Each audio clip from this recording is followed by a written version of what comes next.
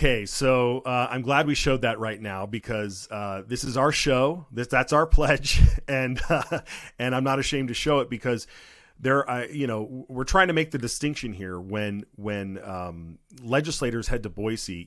Do they work for the state or do they work for the people?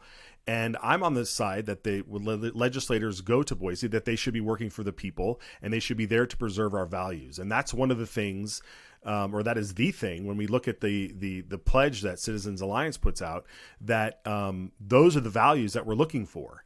But it seems to me that the folks that score high on the IACI scorecard have either denied talking to me about the pledge, or they've simply refused to sign the pledge, or they make up some sort of excuses about why they don't sign pledges, and that sort of thing. So I want to see the distinction between what is it that IACI is usually pushing that kind of just violates sort of our basic inherent values. Brian, you got any insights there? Well, what I was thinking as we went to break before is that you go back, and like I said, the Republican position has been to support business. And so you get a lot of, I would say old guard Republican leaders who feel, okay, we should, we shouldn't be involved in business.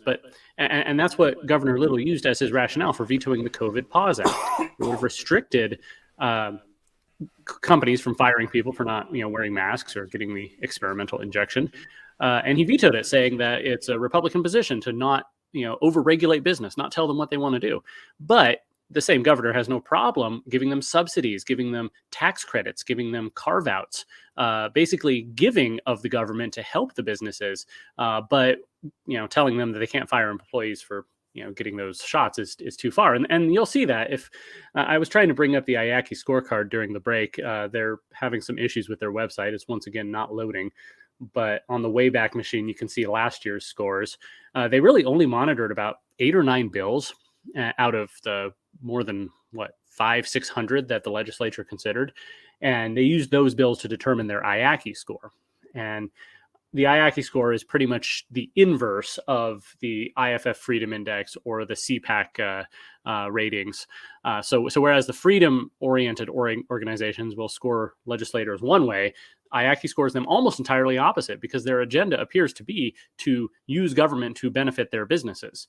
Whereas, organizations like the American Conservative Union or Idaho Freedom Foundation will look for people who are, maintaining freedom and not using government to help this or that person or this or that business.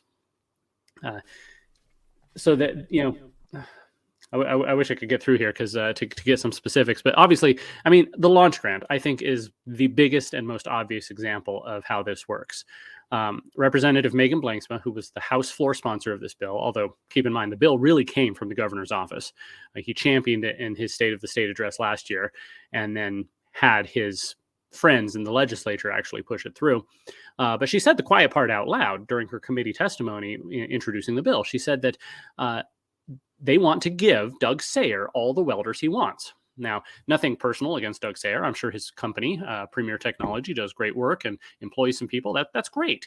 But it just makes it look like cronyism, as Ron Nate pointed out in his own testimony, when a company and a business owner give tens of thousands of dollars to the governor's PAC, and then the governor champions a bill that will then give that company essentially money.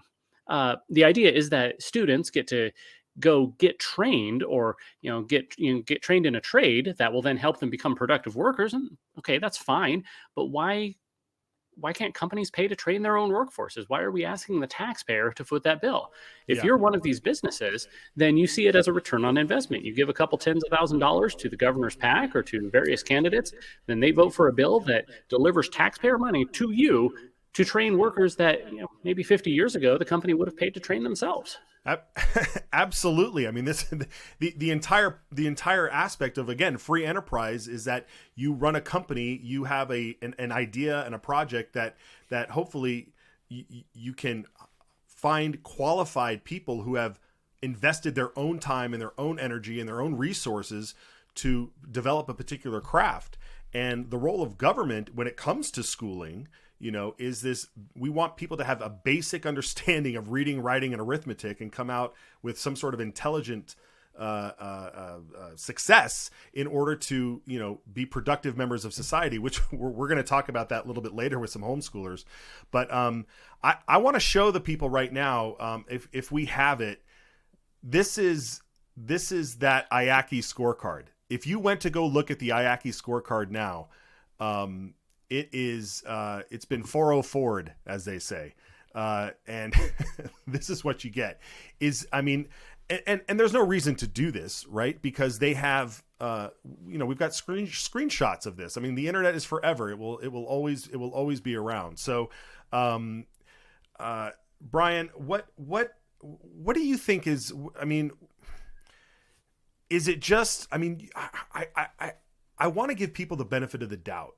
Is it that there are folks who run for office who think that these things really do benefit the common person, or are they just living in a bubble and they go to these and they what is it?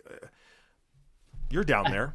I think it's a little bit of both. I don't necessarily think you have legislators and lobbyists sitting in back rooms twirling their fingers and thinking about how they're going to screw over average people. I really don't think that's the case. I think in the piece I wrote the other day that I mentioned, I quoted the president of General Motors, who was being considered for a cabinet position in the Eisenhower administration. He said, "What's good for General Motors is good for America," and vice versa. And I think people really think that what's good for Micron is good for Idaho. What's good for Albertsons is good for Idaho, and vice versa. And especially when you get into politics, you end up spending a lot of time with lobbyists, with business leaders, with the rich and powerful donors, which is to be expected. And I think it does become a bit of a bubble. Consider at the federal level.